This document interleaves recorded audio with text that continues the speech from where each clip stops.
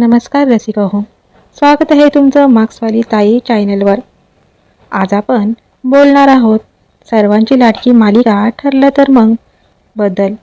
अर्जुन आणि सायलीच्या आयुष्यात आता एक असं वळण येणार आहे ज्याची आपण सगळेच वाट पाहत होतो। मित्रांनो, आता लवकरच प्रियाचा पर्दाफाश होणार, कारण प्रियाचं भांडं फुटणार आहे।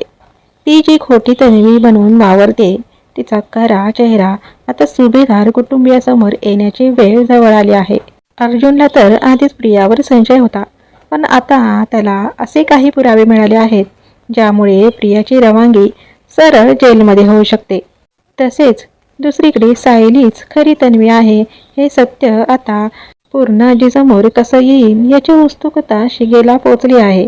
प्रेक्षकांनो, तुम्हाला काय वाटतं?